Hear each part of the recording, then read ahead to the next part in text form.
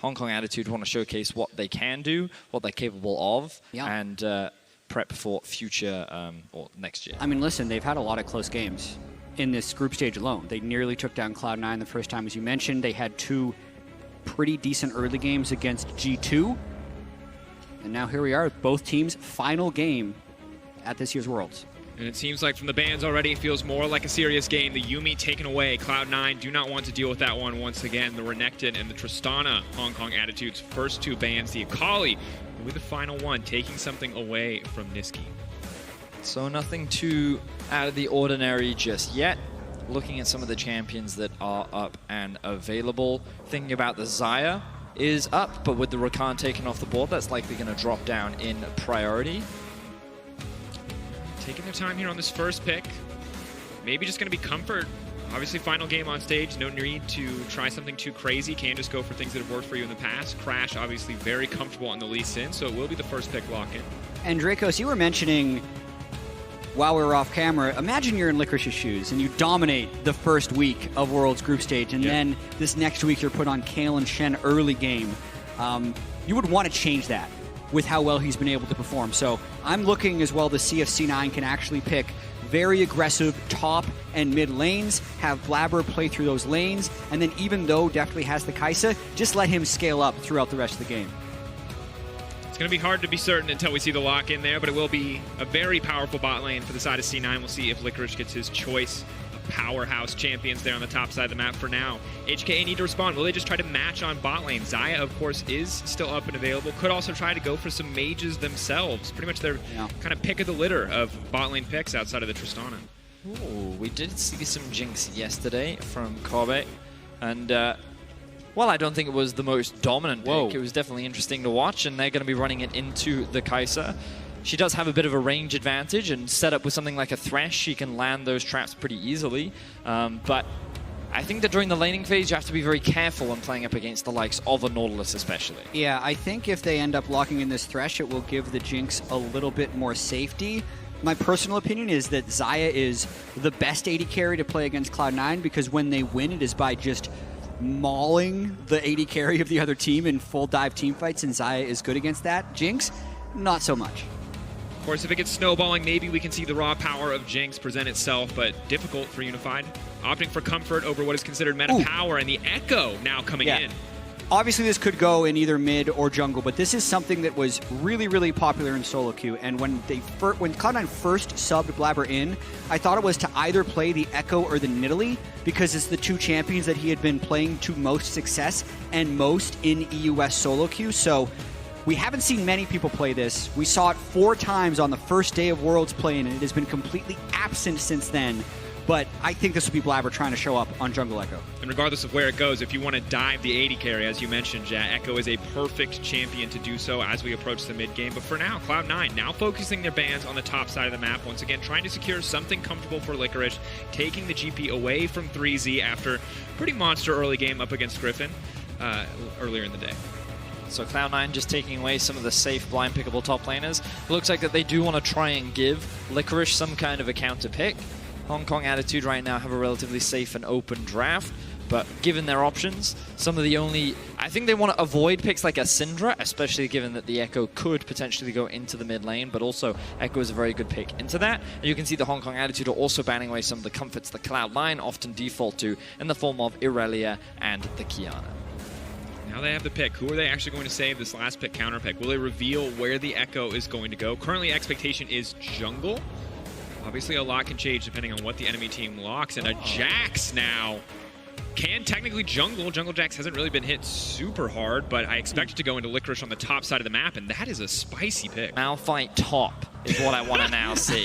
That is the counter to Jax, I think I'm telling you. You're falling into what I like to refer to as the Do and Be trap, where he plays it, you're then convinced it's a viable meta pick. No, I'm telling you, Malphite top lane, really strong counter to Jax, my man. It's really strong as well, especially if you got Iceborne Gauntlet. You have kill pressure in the laning phase. It is a really strong matchup. I don't know, Vetty. Every time you see a lock-in, you think, okay, knock, turn mid.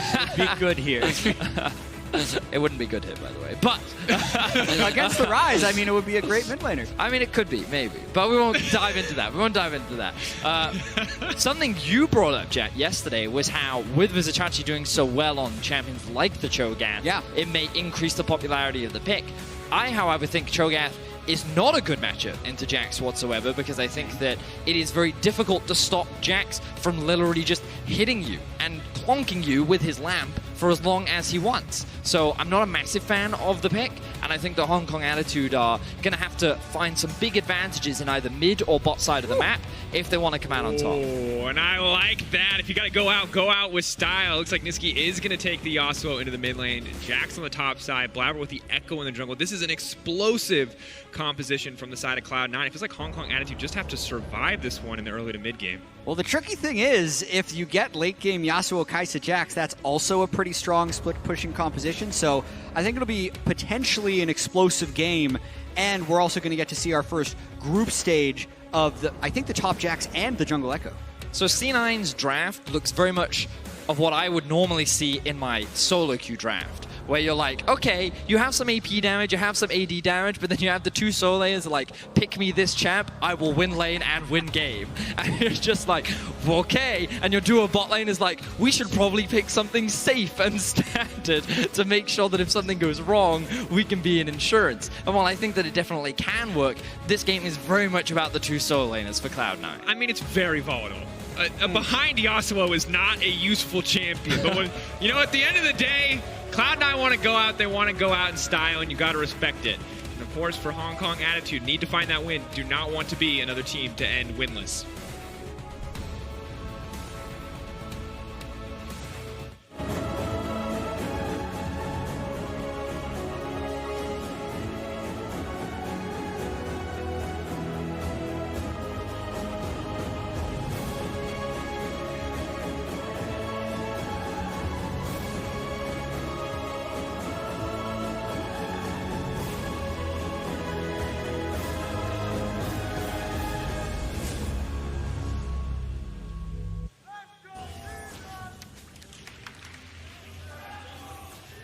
And here we go, Hong Kong Attitude versus Cloud9.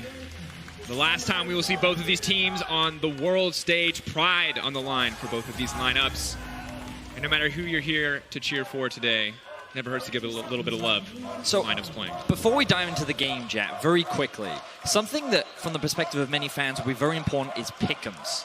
So, in the event that HKA win and tie the score, do you know what happens to pick'ems? More points for everyone. Really? Yeah. When there's a tie between 3-4, since they don't play a tiebreaker, anyone who put them in 3 or 4 will get the points for correct pick. Oh, okay. So what you're saying is, if Cloud9 want to help out... Oh, by the way, if that's wrong, I'm not going to be able to tell you that now. Check. Someone on Twitter will be like, "That's definitely wrong." You said it with so much confidence. I was wow. If anyone's going to know this is Jet. Yeah, this is sure. this got to be a Jet fun fact. Most certainly. Yeah, I think it's right. All right. So if you did not watch plans, we have seen a decent amount of Echo Jungle. Overall, it has felt like a bit of a lackluster replacement for Elise with a very high theoretical output that has never really been reached. I mean, it's funny if you didn't watch play-ins day 1, because that was the last time we saw it. It got picked 4 times, lost either all 4 or 3 out of 4 of the games, and then was just dropped by absolutely everyone. But I've played a bit of Jungle Echo myself. I've watched a lot of Tracking the Pros where Jungle Echo was very prevalent, and I'm going to be interested to see if this game turns into more of a solo queue game, because why I feel Jungle Echo has been a good challenger elo pick, but not necessarily a good pro pick, is the amount of gold you can actually get on the jungle. Because I think one of his greatest strengths is his ability to gank lanes and then very quickly shove and steal stuff from his solo laners, which is great for the greedy solo queue junglers. That's not how pro teams function for the most part, but it might be how Cloud9 is able to function in this game if Blabber wants to play very greedy, very fast, and try and snowball ahead. And Blabber's been a guy so far in the tournament who has got a lot done in the early game. So I'm curious how aggressive, how greedy he is willing to play. For now, just clearing out his jungle. Obviously, first clear for Echo is a little bit rough. obviously is very healthy, but will get much faster after that first back and extremely quick after he finishes the Runic Echoes. One of the fastest clears post that item. Yeah, that's exactly the thing with Echo is you also have to get a little bit of gold income early, and then you can start trying to take over the game. But his level 3 with double buffs, actually very strong. So nice wraparound on this gank with Mission. Has to sidestep on this one when Wall does come out, but Blabber does a lot of damage. Is not going to follow up the flash there, will not proc the Z-Drive Resonance, and Mission just going to be forced to flash away. But this means they actually have mid-lane priority if he wants to try and go for the Scuttle. The problem is Licorice just recalled. Now, in the previous 2 games for C9, the C9 jungler died going for this Scuttle Crab. 3rd time's a charm. C9 can secure it. I think. Everybody, will it happen? Will he secure it? And that's it. Now they win. That's been what means the winner loss for C9. The defining moment. There you go. Thank you, audience, for cheering for that one. Pack it up, boys. It's over. That's There's it. no way HKA bounce back from this. Oh, good hook. Lantern's there. Unified just going to make his way out. And for now, Jinx able to sustain the pressure. A lot of just free attack speed with the minigun. So we've been speaking a lot about the jungle Echo, but we can see some of the value that this Jinx pick also has into a Kai'Sa. Because she can outrange her early, and because of the base attack speed bonuses that she'll get from her Q, it actually allows her to push the wave pretty effectively. And as we just saw, the Lantern provides a lot of safety as well. So it's very difficult, especially in early levels, for the Nautilus to all in. This means that you gain early prio, you have that pressure, and it gives the jungler the freedom to play towards the bot side of the map. Interesting as well. So we see the top side matchup. It feels like Licorice is surviving in these trades, but not necessarily coming out on top. Corrupting Potion will give him the sustain edge, but difficult to out-sustain a Cho'Gath. Yeah. I'm interested that Licorice took Kleptomancy and not Conqueror for extended fights later on in the laning phase against the Cho'Gath, because it definitely feels like the Cho'Gath wins extended trades thanks to multiple grass procs. I think one thing that is underrated about Kleptomancy is it's not all about the gold. It's sometimes about the consumable sustain and potions that you can get from it, but going to be interesting to see if Licorice ends up actually falling fairly far behind in this lane, because 3Z has a good amount of pressure and also is very willing to trade. So I can also see how, for the Cho'Gath, in early levels, the extended fighting is probably not going to favor, as Jat was saying, just because of all that sustain that you have. And like the passive, by killing all those minions, you're able to just vamp it back up. And then the Jax finds himself with only half his HP, and he's like, well, if I commit to this trade again, I might die. Or the jungler might be there. So in a drawn-out fight, I'm actually quite surprised in the early game. This is not what I was expecting to happen. So, as you said, it could very much be a rune, or it could actually just be how the matchup plays out. Conqueror obviously changes a lot. The more drawn out a fight, the more value you get from Conqueror. The hook does land. Crash now coming in. That's going to be big. Zeyzal in trouble. Looks like First Blood will drop for HKA and Crash. And that was the Thresh Jinx combo. Landed hook straight into the Flame Chompers as Crash was there. Since Blabber had showed top on ward, just a well-done gank by HKA. Niski needs to land this one. Is going to get it. Chains the CC together. A perfect knock. Whoa. That was clean. Yasuo mechanics. And that is the Echo Yasuo combo, the one that they set up for in the mid lane, where because you're suspended in air for such a long time, it makes it easy for Echo to land his W, and then there's very little that the Ryze can do. Yes, it does cost Niski both of his summoners, but the Yasuo and the Echo are able to find a kill for Cloud9. And I love the way he's willing to commit the flash there to find the knockup. Doesn't take the risk on the tornado, instead uses the Q2. Obviously, when paired with the sweeping blade along with the flash, just looks really solid from Niski. And this play, well executed by the side of HKA. Yep, 2 solid plays as we talked about right there, just kind of locking Zeyzal down, making sure he can't flash away. And back to the top side of the map, where we wait slowly but surely for Licorice to scale up. The Kleptomancy hopefully will let him finish a first major item earlier, potentially the tipping point in this matchup, but 3Z making good use of that lane pressure to track Blabber. A lot of vision has been placed in that jungle by HKA thus far this game, and second Scuttle Crab spawn will go over to the side of Crash, so all things considered, very even map, but it does feel a little bit like HKA have found some decent advantages. I think Always HKA is... Really check the brush for the ward. You gotta get in that habit. Don't give it away. If you cheer, you'll know, audience. Just shh. Happened to Svenskar in 2 in the Griffin game. There are actually 2 wards, and he just kind of ran right through the goalposts of control wards in his jungle. It only takes half a second, but definitely worth checking. Mission? Yeah, no. Okay, that one's less excusable. It's fine. You know what's happened there, right? He's looking at bot lane, and he's clicking his mini-map, Yeah. but not actually looking at his screen. And The that's classic. Fine. it's almost as bad as like basing and then just sitting in the shop while you base. And then your screen's red and you're like, wait, what's happening? You're like, oh, I'm dead. Where was my tea? I was saying, now I've got more time to shop. And Blabber clearing out what vision he can. Of course, no jungle item completed. Not very easy for him to take the Drake. No real innate sustain in Echo's kit in the early jungle outside of that item. So see if he's more confident to take it. You can see definitely in Zayas as they get closer to level 6 should feel more comfortable in this lane, but Crash kind of constantly hovering around the bot side and threatening some of these more aggressive ganks. Yeah, definitely showing everyone bot, so C9's got to bail. See if he can land the hook. Ooh. Nice sidestep there, coming in from Zazel, as well as Deftly. And overall, it feels like outside of that play mid and that play bottom, the game has slowed down a decent amount. Obviously, good vision for both sides means that it's a bit harder to make these very aggressive, very proactive plays. I mean, HK probably feel very comfortable right now. They have advantages in both top and bot. Mid is still relatively even though the Rise did die. His flash is now back up. And with his ultimate available, he could also look for a roam towards the bot side of the map. I do like this vision that we're seeing in the bot side river from Cloud9. But now that they know that Blabber is top side, this is where I'd want to see HK consider looking to move through towards the bot side of the map.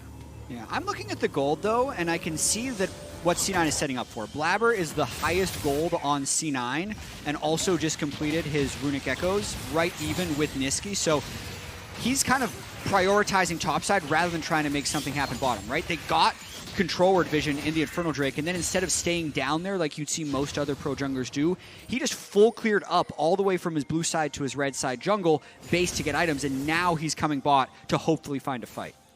And Niski now standing on a ward. He won't find an opportunity to move in there, but have to respect the chain CC potential. Normally the Echo W is very unreliable to land, but between the Nautilus, the Yasuo, you could set that up perfectly to find 1 or 2 picks at this stage of the game. Yeah, and where things are really going well for Hong Kong Attitude is the bottom lane Jinx. It's a 30 CS advantage, basically, Jinx over Kai'Sa, and it's where they're able to generate their kill. Blabber stepping forward. You only need 3 procs on the passive if you are going to chase, but I mean, you talked about it in Champ Select, Jad. Kind of how C9 are a team that is excellent at capitalizing on these more vulnerable bot lanes. So TP is available on the Cho'Gath, and HKA was in a position to go for this. The ward is right behind C9, so they could force this collapse. And are they going to be able to steal it? No, the Echo does manage to take it away. The Knockup is there, and the Lee Sin instantly dies for trying to step to that pit, but Licorice is now TP'd in. Can just hop his way back out to safety. Not a fan of the execution here from HKA. That ward right there next to Niski, that could have been the flank that could have given HKA the opportunity to get a big fight, especially with how strong the Jink is with already an early BF. But instead, they wait for the Lee Sin to go in first, and now Cloud9 have the advantage to dive this tower. Locked under tower will force Blabber's ult out. Mission surviving for now, but you can see Niski steadily building a CS advantage. Multiple plates now going in the favor of Cloud9 as well. They're going to be feeling pretty good about the state of the game, grabbing the Infernal, helping them scale up later, along with tying up the gold. Yeah. Always beneficial for C9 when they can win the 50-50 on the Infernal Drake with the early game. That also has Crash come in to get another kill over to Blabber. So Blabber really the main beneficiary of all the stuff that's happening in the early game. Still sitting at a very high gold total, keeping his farm up and looking to be that kind of solo queue-esque carry Echo. And now I'm wondering if we see a similar setup around the Rift Herald. Vision has been placed down, but unfortunate timing means Crash can clear it out if he wants to. Is this the next big arena? Are HKA going to feel okay to fight? The Jinx does have the Infinity Edge completed versus just the Manamune on the side of Deathly. Well, 3Z is bought without TP, so if Crash starts the Rift Herald and C9 want to contest, they have to back away, which is what they're doing right now. I do find it quite funny that HK set up for these objectives and then just leave.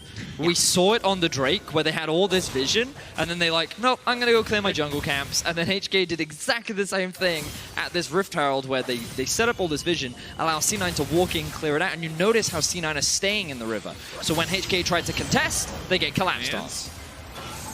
That's going to be a beautiful stun. They do manage to lock down the support. That's going to be hurt. Kai Right wing, locked up, tries to buy, but the chain CC should come in. A perfect flash now takes him up to the Jax. Is going to follow up. Licorice now could be in trouble. Keep your eyes on the reset from Unified, but right now C9 are just dominating the fight. The Jinx needs to find a kill. Maybe if she can get one, they can start to turn this one back around. For now, it is advantage to C9. Blabber fearlessly leaping forward. Will be able to take the blast down. The Jinx has not gotten any resets. Definitely goes into the backside. That's a double kill for the Kai'Sa. First game on the world stage and picks up 2. And that's some Blabber aggression right there. Just face checking in to get the 2-man stun that starts that entire fight. And then Nisqy is the one who came in huge towards the backside of that fight to land a 2-man ultimate. There is nothing more frustrating on a Jinx than seeing all these low health targets and not being able to execute any of them. TP though coming in. Are they going to try to fight this? It's getting lower and lower. Blabber doesn't even have smite. Not quite a 50-50. He's going to be in trouble. That's going to be the reset for the Jinx. Now she's getting excited, but she's going to dash forward. The wind wall is up and available. He's going to step back. The objective will go down in the favor of Cloud9.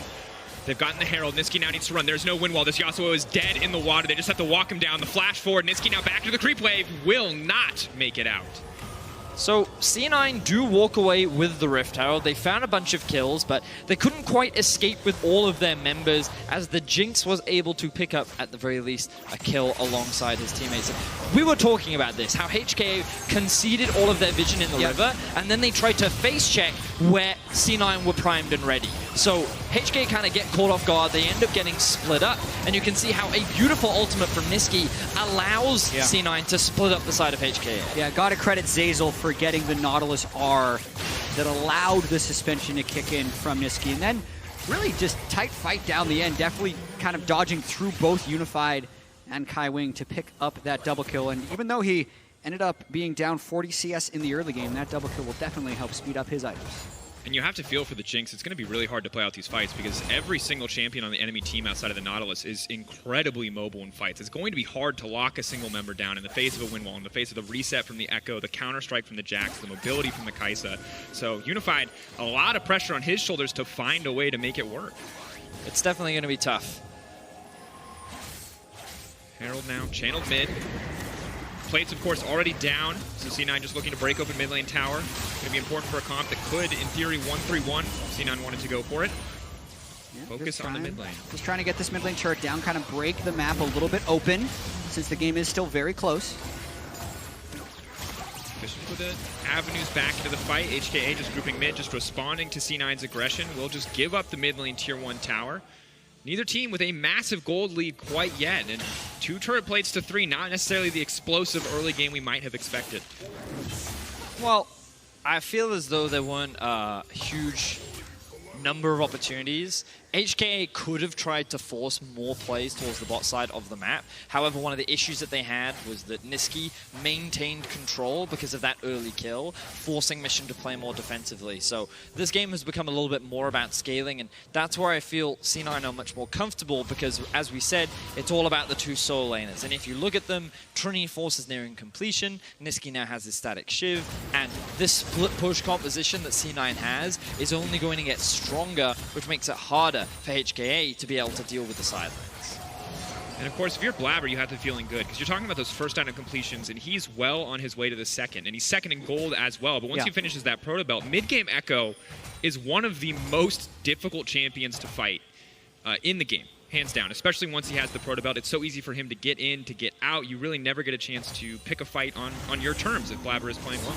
And it's the type of thing you need to have Echo be successful. When we've seen Echo be a pro pick in the past, it's because he has good split push pressure, eventually farms up enough AP that he can just dive into the back of a fight and one-shot an AD carry. And when we saw it on the first day of play-ins, they really just weren't giving enough gold to themselves. And this game, I feel like Blabber's actually struck a very good balance of not stealing too much from his solo laners while still finding a way to get his own gold. It ended up being leaving Deathly and Zeyzal just completely out to dry. They were getting ganked, they'd been getting killed, he gave them absolutely no cover. But that's the type of sacrifice that you actually kind of have to make if you're going to be playing Jungle Echo in Pro. It's that, you know, meme where he looks at his bot lane and goes, "Look at me, I am the carry now." He's like, definitely, by the way, first game on stage, I'm taking all the gold. Is that cool? Yeah. Nice, all right. Nice. It's going to be fine. He's got 100% kill participation, too, so if anything is happening, Blabber has been a part of it, so it feels natural that we kind of keep our eyes on the Echo as we move later in the game. This Cho'Gath is literally just looking at this samurai, just cut away at his tower, and he's like, "There's nothing I can do." Yeah. I am countered by this sword man. It's because HKA has 2 people up top lane, so he was wondering what C9 was going to do with their play. Kylin pulls him right back in, but he's just going to snap right back out, and definitely on a killing spree. That was an easy setup for Cloud9. Meanwhile, in the bot lane, Niski is taking another tower, and HKA are trading it towards the top side, as you were talking about, Jat. But the fact that HKA lost that kill in mid definitely puts them as the loser in this trade. No, Mission Crash have to be careful, though. I don't think Blabber knows that they're here. Has thrown it behind him, though. Might be fishing. Bit of a stun. They're going to see the retreat there, and HKA will walk away. Blabber just clearing out some vision. Gotta say, it must be feeling pretty good for Deftly and Blabber right now to both be getting subbed in the game and have 5 of the team's 6 kills. Right here, Rise, Lee Sin, and Show were all shown on the map, so C9 knew it would only be 2 people possible to hold that, and Blabber just goes in for the kill. Definitely a solid game overall from Blabber. Like you set it up beautifully, Jat, right from the beginning of the game, where the expectations for this pick were that it would be a little bit more selfish in its approach, where you focus more on getting yourself to the point at which you can be a carry. And now Blabber is ready, and he's influencing. He's putting his influence on the map with the gold lead that he has, and we saw that tower dive being... And it's a lot of influence. Portabelt is a huge spike. Lichbane is another huge spike, and he already has the Sheen. So this Echo is incredibly powerful. You have to feel that at this stage of the game, he can 1v1 anyone on the map. He doesn't even have to be a jungler anymore if he doesn't want to be. He could just go side lane.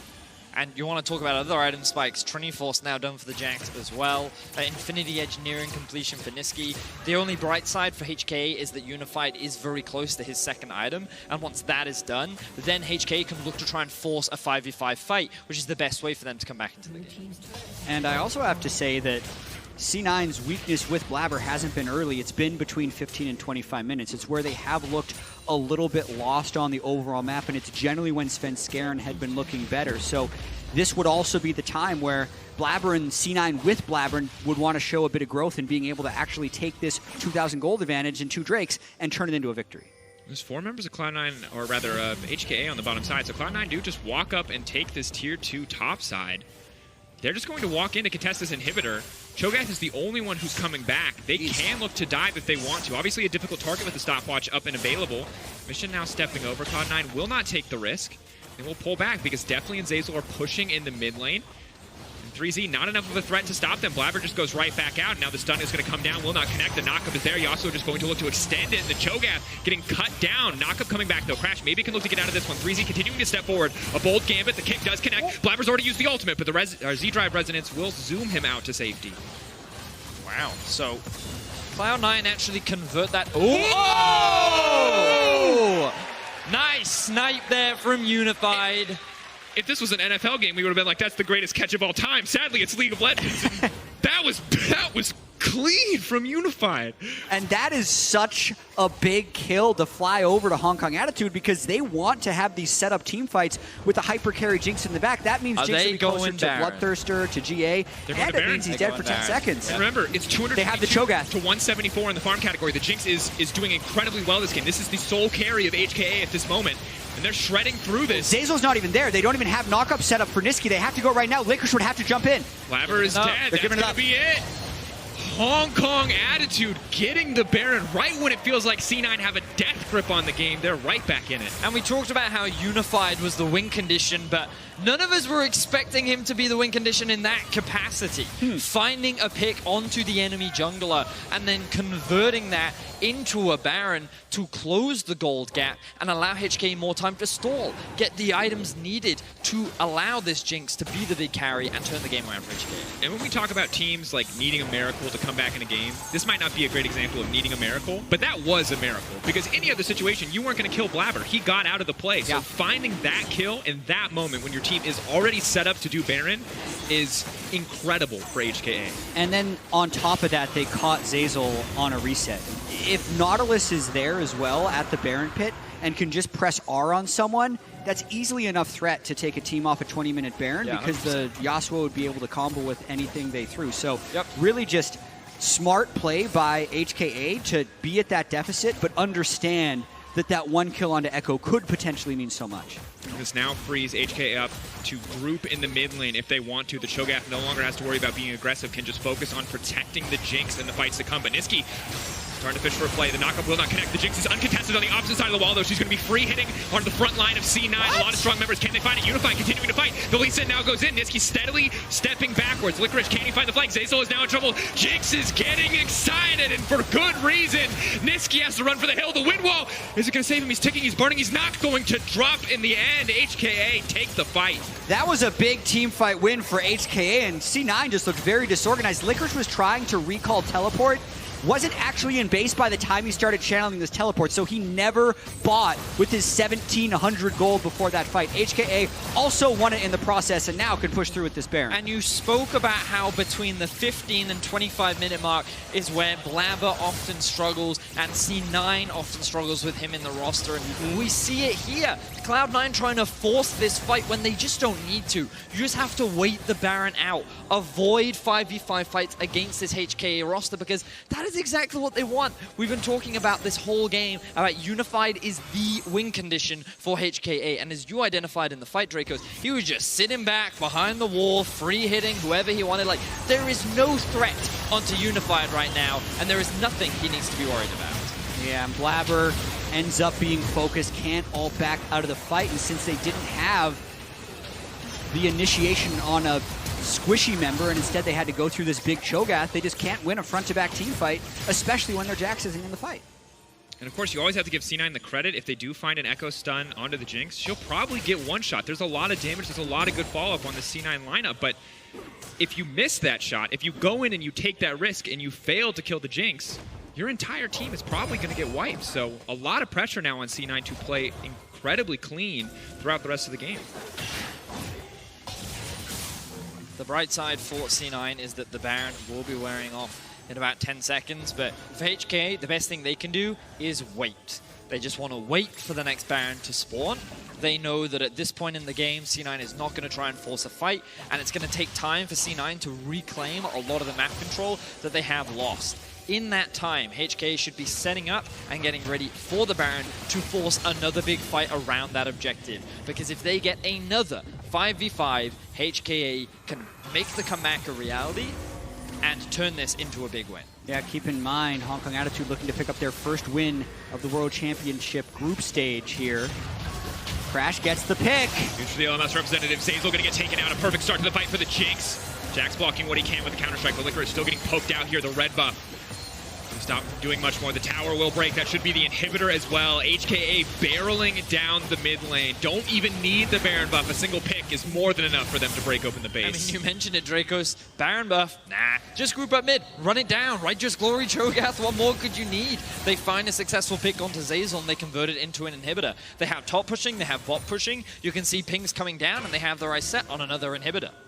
Moving up to the top side, and the thing is, it doesn't get easier here from Cloud9. The gold deficit, not massive, but the Jinx is only getting stronger, and in a minute and 30 seconds, if HKA try to force, they have the Cho'Gath. It is not a 50-50 with this champion in the game. Yeah, and the only thing that C9 kind of has going for him here is the fact that Licorice has pushed out this bottom side, and they have a control ward on the Dragon. So I think it's extremely important for C9 with this second Infernal that they can be there first and find some type of flank. If they can get behind the rest of Hong Kong Attitude, because as we've seen in a front-to-back team fight, the Jinx Cho'Gath is just going to destroy the team of 3 melee champions and a Kaisa. So C9 played a lot of compositions similar to this throughout the regular season. We'll have to see if they can find a flank against Hong Kong Attitude.